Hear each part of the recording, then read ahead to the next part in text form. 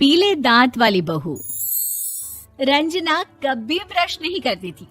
उसे कितनी बार उसके माँ बाप ने डांटा, लेकिन उसका कोई असर उस पर होता ही नहीं था, जिस कारण से उसके दांत पीले पीले हो जाते हैं।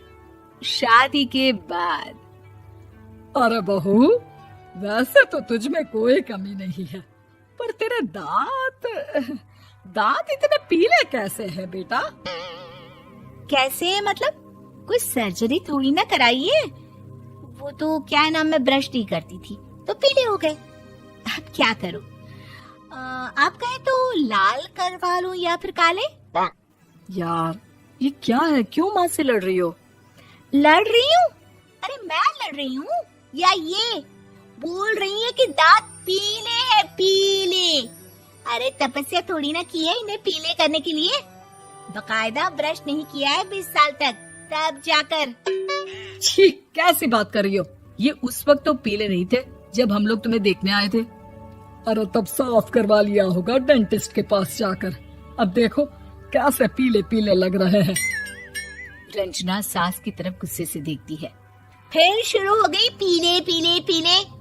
अरे पीले तो तब भी थे जब मेरे हाथ का रसगुल्ला उड़ा उड़ा कर खा रही थी और बोल रही थी, लड़की नहीं गुणों का खजाना दे रहे भाई साहब आप। खैर, अब वो लोग करते भी तो क्या करते, पीले दांत वाली बहू पल्ले पड़ी थी तो झेलना तो था ही। एक दिन कीर्तन में रंजना गाना गा रही थी। अरे कमला बहन, माँ का द्वार है, यहाँ तो सब शुद्ध होकर आते हैं, फिर अपनी बहू को ब्रश भी नहीं करवाती तुम। दूर से पीले पीले दांत भक्ति में बाधा उत्पन्न कर रहे हैं। अरे कोई 2 साल के बच्चे थोड़ी ना लेकर आई हूँ मैं बहू बनाकर। अच्छी खासी लड़की है, अरे कैसे करवाऊं ब्रश? ये तो उसे खुद करना चाहिए ना। अब माँ बाप तो इसके जैसे तैसे निपटा दिए, ये नहीं सोचा कि सास कैसे संभालेगी।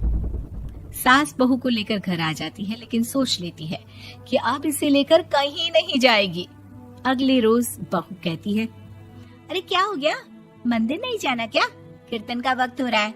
मेरी मधुर वाणी से कान्हा जी जागते हैं और सोते हैं। आप तो जानती है ना उनकी भक्ति में कितना मन लगता है मेरा।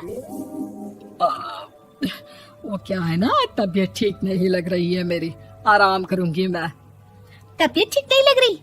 अभी तो मिथुन के गाने पर नाच रही थी आप, और अब बोल रही है कि तबीयत ठीक नहीं लग रही।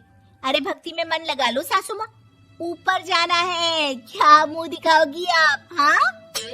सास को बहू की बात पर गुस्सा आ जाता है। मैं क्या मुंह दिखाऊंगी, इसकी चिंता तो ना कर, समझी?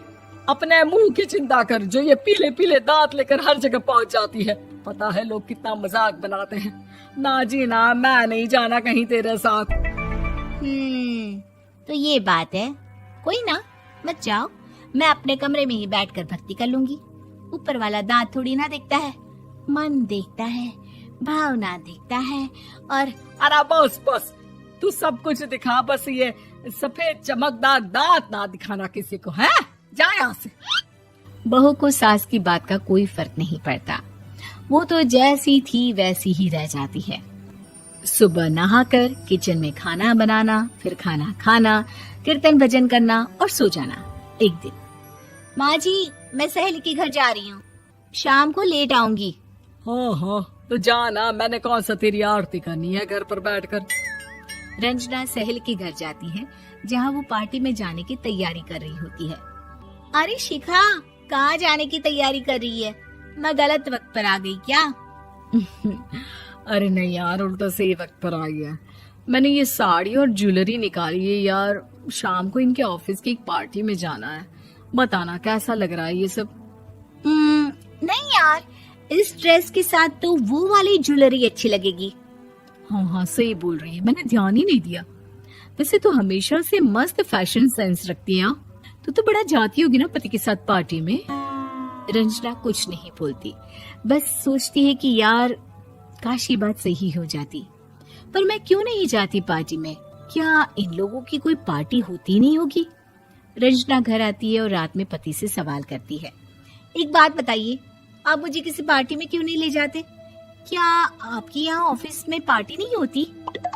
पति बेचारा क्या कहता कि दांत पीले हैं तुम्हारे इसलिए। अरे कोई पार्टी होती नहीं हम लोगों के ऑफिस में, तो कहाँ से लेकर जाऊं? और मार्केट, मॉल, कहीं वीकेंड घूमना, कहीं तो। अरे यार सारे हफ्ते में एक छुट्टी मिलती है, तो सोचता हूँ कि आराम ही कर लूं। क्यों? रंजना मन मार के रह जाती है। पहले कभी सास के साथ मंदिर जाया करती थी, लेकिन वो भी सास ने ले जाना बंद कर दिया। घर बैठी बैठी रंजना बोर हो जाती है। तभी उसे आइडिया आता है और वो मायके जाने का सोचती है। सासू माँ, 2 दिनों के लिए मम्मी के घर जा रही हूँ। अच्छा अच्छा ठीक है, आराम से जा। और हाँ, माँ से कुछ अच्छी आदत सीख कर आना कि कैसे शरीर के हर भाग की तरह दांतों की सफाई भी जरूरी होती है, समझी? शुरू हो गई ना आप। वो लोग आपकी तरह नहीं है कि छोटी छोटी बात का बतंगड़ बना दे। उन लोगों के लिए मैं मायने रखती हूँ, ना कि मेरे पीले पीले दांत। रंजना माँ को बिना बताए उन लोगों को सरप्राइज देती है, लेकिन जैसे ही वो दरवाजे पर पहुंचती है, अंदर देखती है कि घर वाले कहीं जा रहे होते हैं। अब माँ, काश रंजना दीदी के दांतों वाली प्रॉब्लम नहीं होती, तो वो भी हम लोगों के साथ चलती ना बुआ जी की बेटी की शादी में। हाँ बेटा, लेकिन अब उसे कौन समझाए कि उसको उसके पीले दांत नहीं दिखते, लेकिन उसके आसपास के लोगों को कितना एम्बैरेसिंग फील कराते हैं। मुझे तो कितनी बार उसके स्कूल की टीचर ने शिकायत की कि उसके साथ कोई लड़की बैठना भी नहीं चाहती, और ना ही कॉलेज में कोई उससे बात करना चाहता था। लेकिन पता नहीं क्यों उसे ये बात समझ में ही नहीं आती। कोई कमी नहीं है उस लड़की में, बस यही कि दांत पीले हैं। वो तो भला हो जीजा जी और उनकी माँ का, जो दीदी को जैसी है वैसे ही रखा हुआ है। रंजना को अपने घर वालों की बात सुनकर बहुत दुख होता है। वो सोचती है कि वो क्या करे, लेकिन फिर वो सीधा डेंटिस्ट के पास जाती है, अपने दांत चमकाती है और कसम खाती है कि वो रोज ब्रश करेगी। अरे क्या हो गया? तुम तो 2 दिनों के लिए गई थी ना, पर कोई ना, अच्छा है, चलो आ गई तो। रंजना सास के सामने आकर खड़ी हो जाती है और पूरी स्माइल करती है, उसके चमकदार दांतों को दिखाती हुई। है? चले मंदिर।